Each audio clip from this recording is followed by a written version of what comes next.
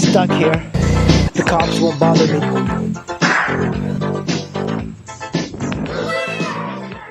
I want to show you this bike. This is an FJR1300, and if you don't know about this bike, it's a fascinating bike that you can get great deals on it.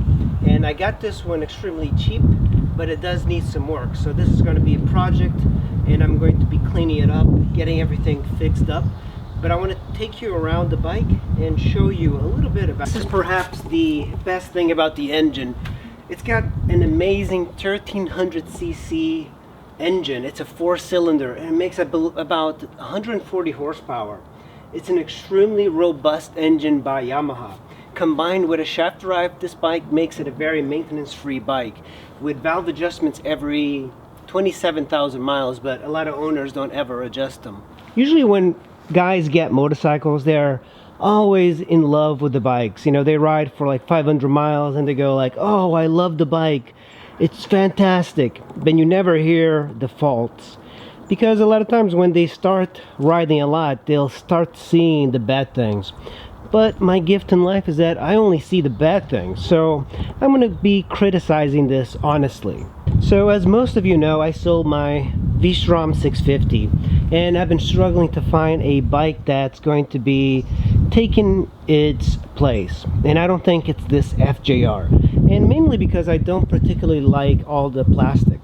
And of course, there's no big deal about the plastic, but I prefer not having any plastic. Honestly, I think it looks cooler when you can see the entire engine. So this bike has got something that annoys me right off the bat.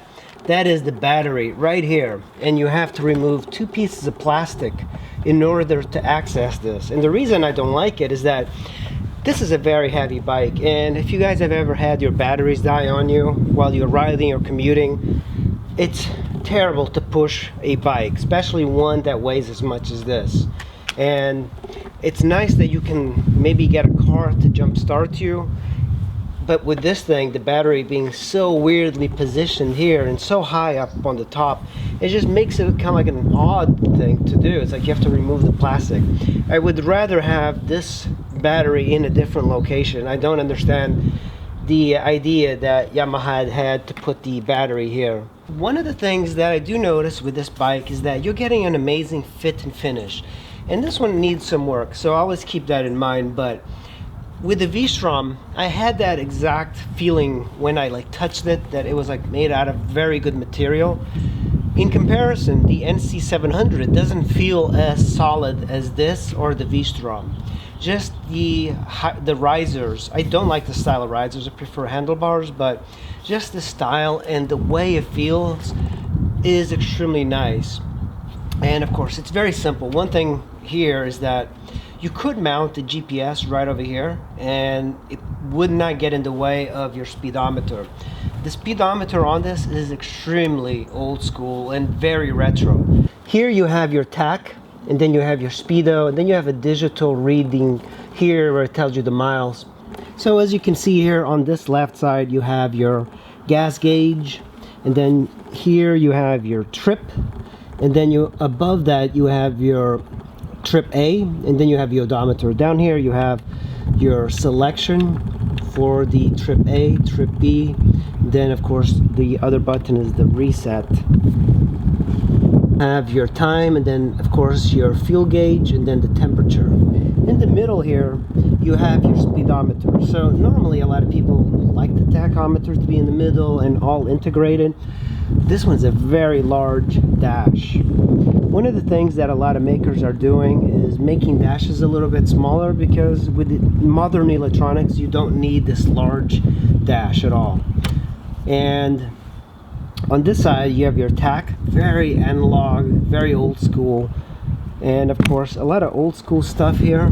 This is an extremely old style of button. The turn signal button just don't look very good these days. Now on this side you have a kind of like a glove box, and it's electronically activated. So if I have the key, it shouldn't open. Or okay, so let's see if it opens. Yeah.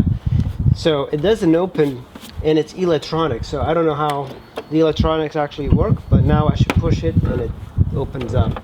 This is a very odd place for the hazards. It's nice that they have a hazards button, but you have your handlebars there, so when you're riding, if you don't know where exactly it is, you might not even see it. Normally you have hazards on the handlebars, and it makes more sense to have it in the handlebars because you're riding, you don't want to have to like search down for it. But of course, it's a Yamaha, so you're not going to be breaking down anytime soon. It's one of the better makers. One of the cool things about this particular model is that it's got an electric windscreen. Look at that. You know, that is neat, but I believe it's kind of redundant and you don't really need that. When you turn off the key, when you turn off the bike, it goes down to that position, and honestly I think it's kind of lame. It's redundant. It uses the battery, and I don't really like that. I would rather have a manual windscreen, because most people are going to be using it, then it climbs up to whatever level you want, and then you just leave it there. I don't see much point of having a windscreen that just goes down all the time. It's not like a car with the mirrors that have to retract because of parking and getting hit. This thing is not that. So up front here you have steel braided brake lines, and this is a very similar to the old R1 brake calipers, but the current brakes are a little spongy. I'm going to be taking care of that. You do have 17-inch tires, both front and rear, but everything is well integrated. The brakes on this are normally very good, except this one are a little bit spongy. They just need a little bit of work, but the brakes normally are really good. You can tell that the fork seal has been leaking because there is oil on this rotor, and the oil filter is placed here. Look how easy it is to remove the oil. It's probably one of the easiest oil changes you'll ever do for the oil filter, and I'm sure the drain plug is close by. So of course on this left side you do have your shifter, but look at this. The one thing that I do like about this shifter is that normally shifters on bikes, and especially with the I believe the V-Strom, it had a bar that went this way, so the clutch push rod was down here on the V-Strom. And one of the problems with the V-Strom is that, and a lot of Yamahas also have this system where it's down here, if you had a chain and it got loose, it could potentially break that push rod. So Yamaha now has this going up here, so that's not going to break anytime soon. And the good thing is that it's kind of tucked away, so even if you drop this bike, it's not going to break this shifting mechanism. But I do like that it's up here. This is where you fill oil. I like the system. It's on the left side. Normally on bikes it's on the right side. This bike, you do have dual exhausts, and they look fantastic. You could get aftermarket exhausts and the bike will sound a little bit cooler, but the current tone of this bike is pretty fantastic. The battery's kind of dead, but I'm going to see if I can get it to start up. And there we go. For an old bike, it sure starts pretty well.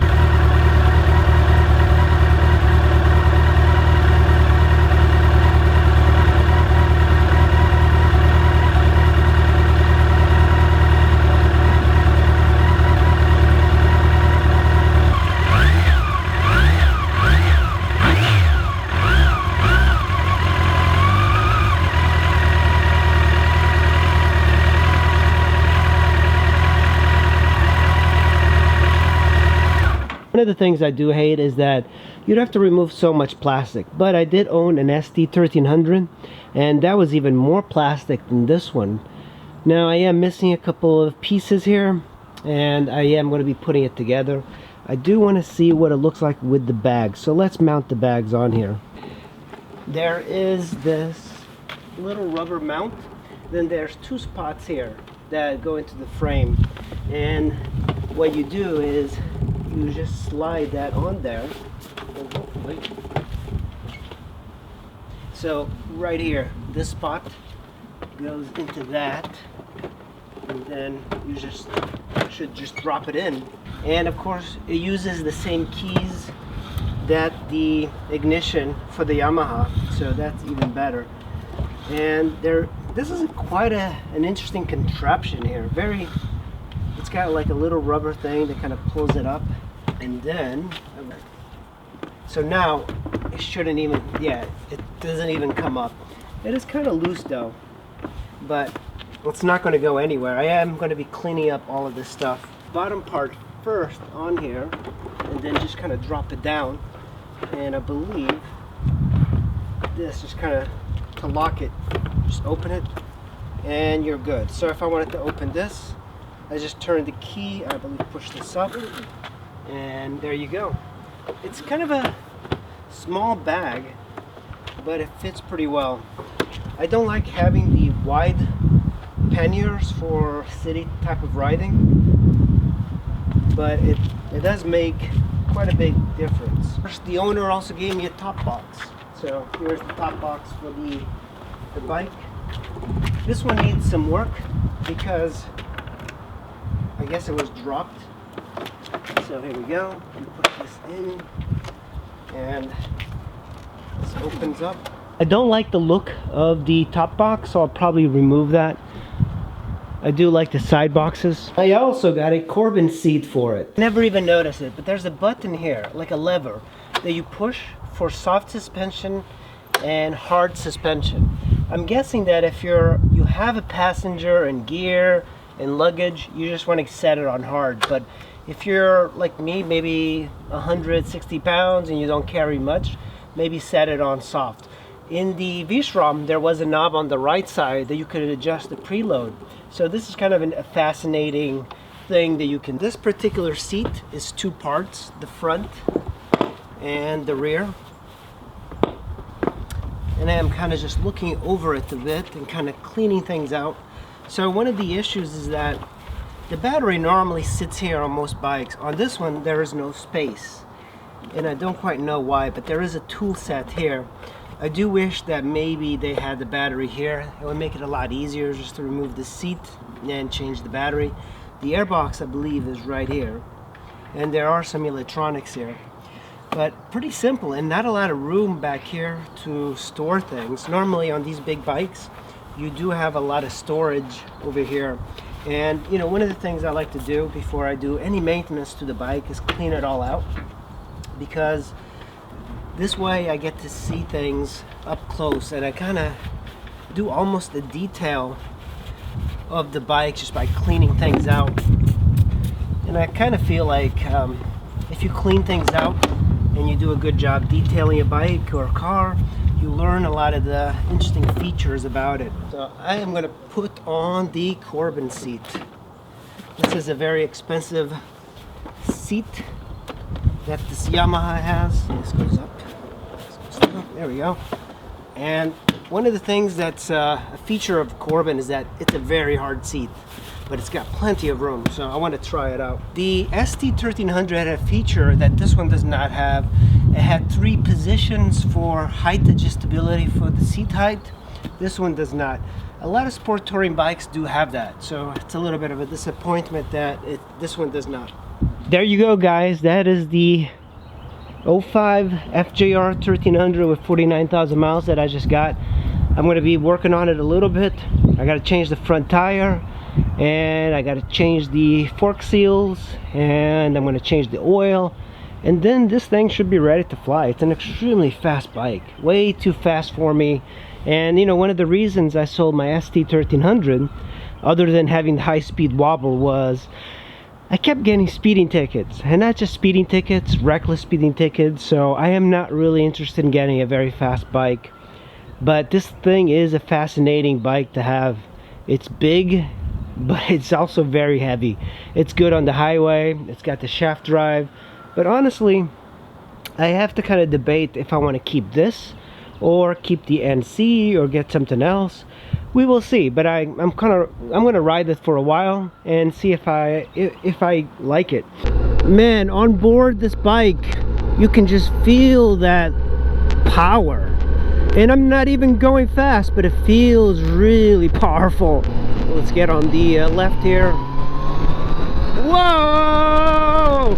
Holy cow, this thing, no time at all getting up to 80 miles an hour. Oh man, this thing